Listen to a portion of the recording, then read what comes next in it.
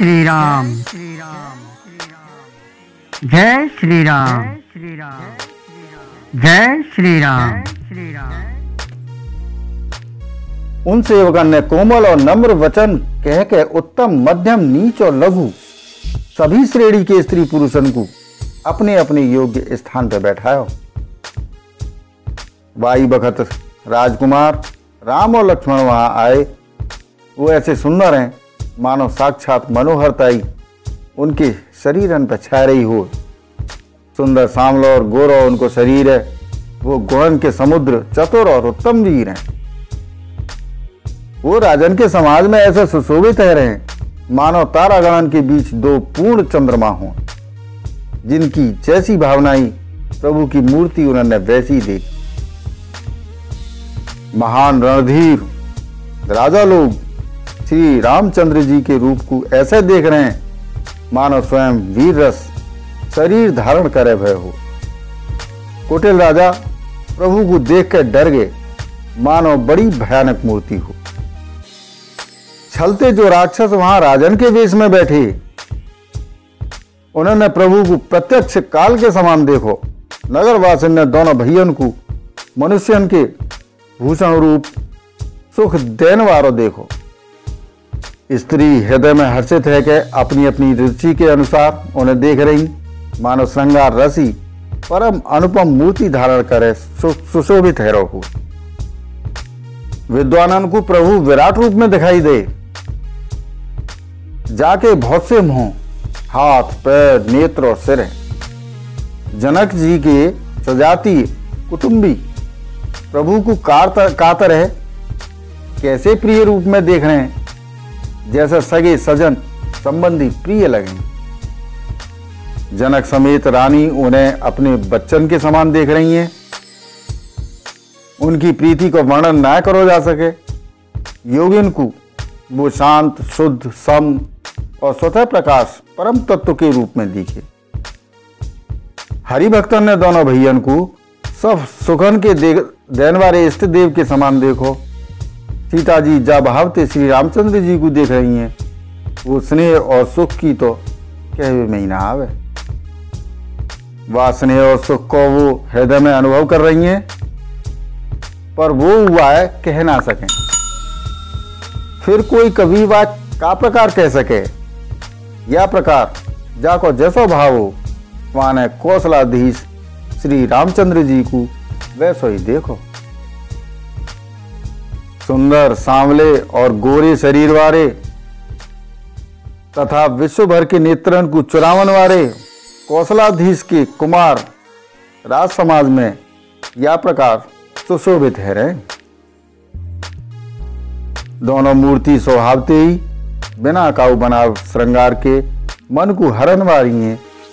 करोड़ों कामदेवन की उपमा उनके लिए तुच्छ है। उनके सुंदर मुख शरद पूर्णिमा के चंद्रमा की निंदा करने वाले हैं। कमल के समान नेत्र मन को बहुत ही भावे।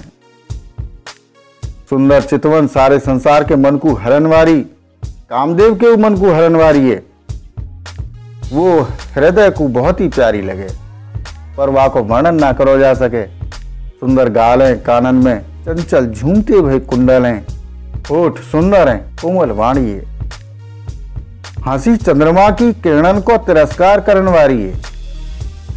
भौहें टेढ़ी और नासिका मनोहर है। ऊंचे चौड़े ललाट पे तिलक झलक रहे दीप्तिमान है रहे।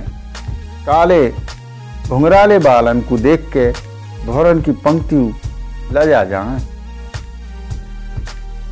पीली चौकोनी टोपी सिरन पे सुशोभित हैं, जिनके बीच बीच में फूलन की कली बनाई हुई है। शंख के समान सुंदर गोल गले में मनोहर 3 रेखाएं जो मानो तीनों लोगन की सुंदरता की सीमा को बता रही हूं। हृदयन पे गजमुक्तन के सुंदर कंठा और तुलसी की माला सुशोभित हैं। उनके कंधा बैलन के कंधा की तरह ऊंचे और पुष्ट हैं। एड़ खड़े है वे किसान सिंह की सी है और भुजा विशाल और बल की भंडार हैं। कमर में तरकस और पीतांबर बांधे हुए हैं। सीधे हाथ में बाण और बाएं सुंदर कंधन पे धनुष और पीले यज्ञोपवीत जनेऊ सुशोभित हैं, नखते लेके शिखा तक सब अंग सुंदर हैं, उन पर महान शोभा छाई हुई है। उन्हें देख के सब लोग सुखी भये, नेत्र एक टक निमेष शून्य है और तारे पुतली चले ना आए। जनक जी दोनों भैयन को देख के हर्षित भये, तब उन्होंने जाके मुनि के चरण कमल पकड़ ले, विनती करके अपनी कथा सुनाई और मुनि को सारी रंगभूमि दिखवाई। मुनि के संग दोनों श्रेष्ठ राजकुमार जहां जहां जावे वहां वहां सब कोई आश्चर्यचकित है के देखने लगे। सबने राम जी को अपनी अपनी ओरी मुख करे हुए देखो, परंतु या को कछु विशेष रहस्य कोई ना जान सको। मुनि ने राजा ते कही, रंगभूमि की रचना बड़ी सुंदर है। विश्वामित्र जैसे नेह स्पृह विरक्त और ज्ञानी मुनि थे। रचना की प्रशंसा सुन के राजा बहुत प्रसन्न हुए और उन्हें बड़ा सुख मिला। सब मंचन ते एक मंच बहुत ज्यादा सुंदर, उज्जवल और विशाल हो। स्वयं राजा ने मुनि सहित दोनों भैयन को वहां पे बैठाया। प्रभु को देख के सब राजा हृदय में ऐसे हार गए, निराश और उत्साहहीन है गए, जैसा पूर्ण चंद्रमा के उदय हैवे पे तारे प्रकाशहीन है जहां। उनके तेज को देख के सबके मन में ऐसा विश्वास है वो कि श्री रामचंद्र जी धनुष को तोड़ेंगे, या में कोई संदेह ना है। इधर उनके रूप को देख के सबके मन में जो निश्चय है वो कि शिव जी के विशाल धनुष को जो संभव है न टूट सके, बिना तोड़े सीता जी श्री रामचंद्र जी के ही गले में जयमाला डालेंगी, अर्थात दोनों तरह से हमारी हार होगी और विजय श्री रामचंद्र जी के ही हाथ लगे। यह सोच के वो कहने लगे, अरे भैया ऐसा विचार कर, यश प्रताप बल और तेज गंवाए के अपने अपने घर को चल दो। दूसरे राजा जो अविवेक के अंधे है रे और अभिमानी ये बात सुन के बहुत हंसे। उन्होंने कही, धनुष तोड़वे पे विवाह होना कठिन है, अर्थात सहजी में हम जानकी जी को हाथे जान न देंगे। फिर बिना तोड़े तो राजकुमारी को ब्याही कौन कर सके। काली क्यों न हुए, एक बार तो सीता जी के लिए बहुत ही युद्ध करना पड़ेगा। ये घमंड की बात सुनकर दूसरे राजा जो धर्मात्मा हरिभक्त और सयाने मुस्कुराएंगे। उन्होंने कही, राजन की गर्व दूर करके जो धनुष काउते ना टूट सको वह तोड़ के श्री रामचंद्र जी सीता जी को ब्याहेंगे। रही युद्ध की बात, तो महाराज दशरथ के रण में वहां के पुत्रन को युद्ध में कौन ही जीत सके। गाल बजा के व्यर्थी बात मत करो, मन के लड्डुनते कहूं भूख ना बुझे करे।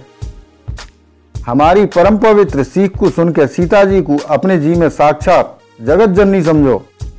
उन्हें पत्नी रूप में पावे की आशा और लालसा छोड़ दो और श्री जगन्नाथ जी को जगत को पिता परमेश्वर विचार के नेत्र भर के उनकी छवि देख लो।